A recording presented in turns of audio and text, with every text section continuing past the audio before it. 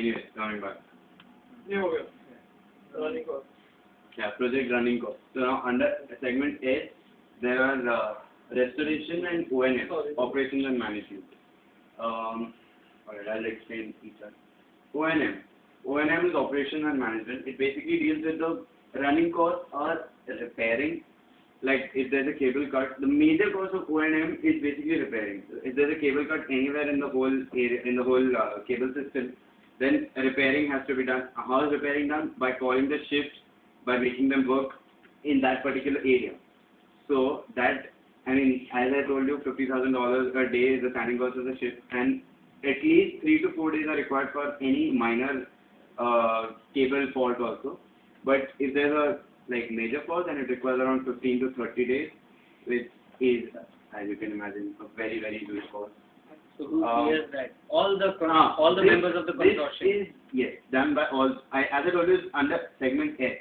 Please go back now. Okay, which means everything in the international water. Segment S, there are two things: restoration and restoration and O&M. Alright.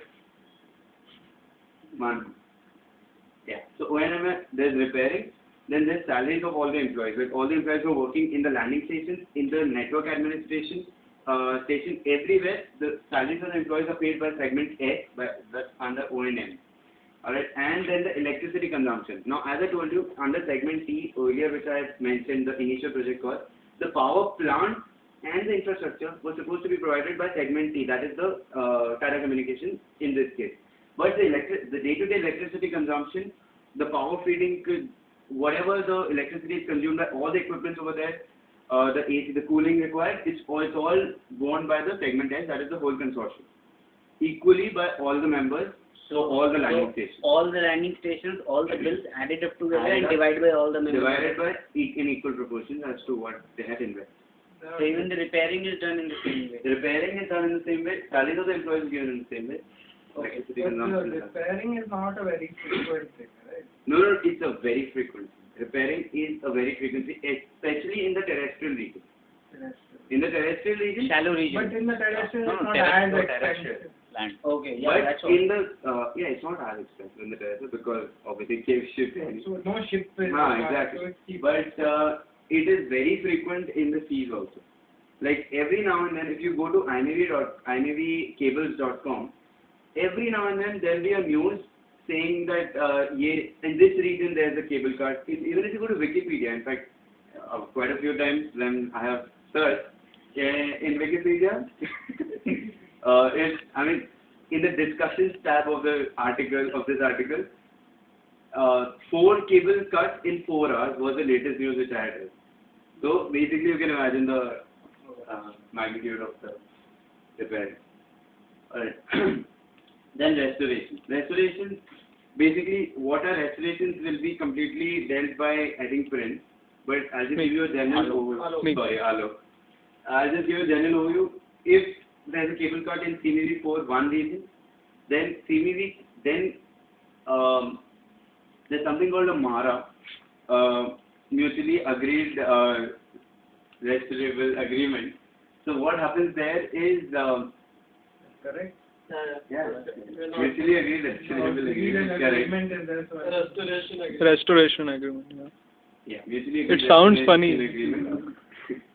So what happens is CMV4 and CMV3 have this agreement. So if there's some fault in CMV4 for some region, then CMV3's cable system will take responsibility for that traffic in that region, and vice versa.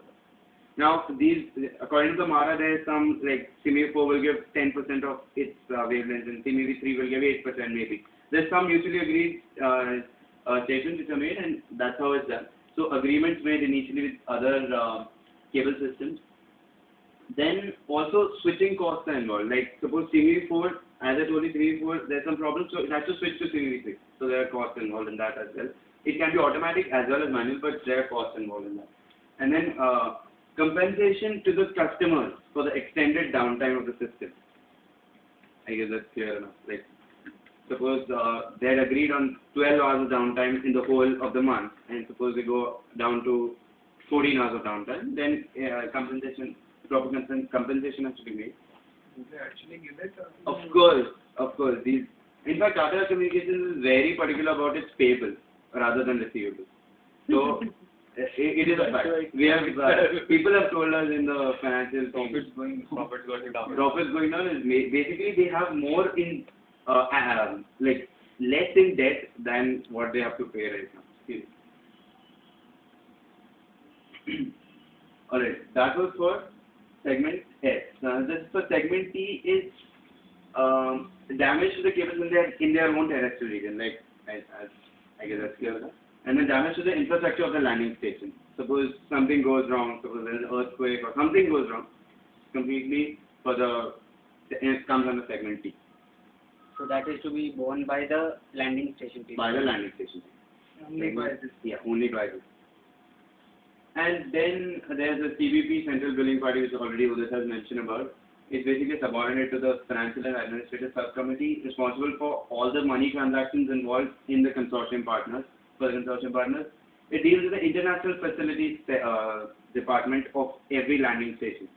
Like when we had gone to Dadar, VSB, there was the international facility section, which was, in fact, we've seen many CNMA, what they call construction and maintenance agreements, where they had made us see it. So it was a complete elaborate thing which they had explained to us.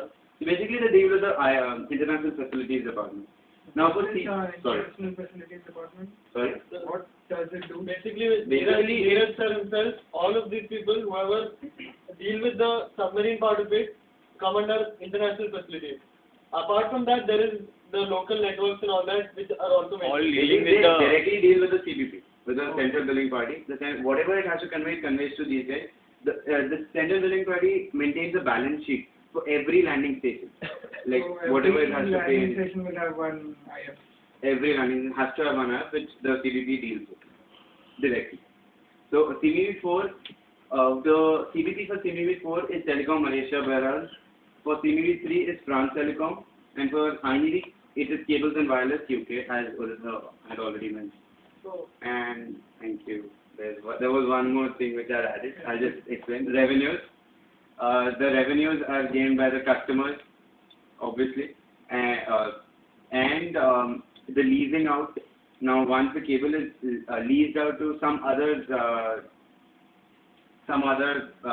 customer or whatever, whoever wants to take the wavelength, so that's how they earn profit. And also by consortium, so the costs are divided, so there are less expenditures which can be accounted as revenue.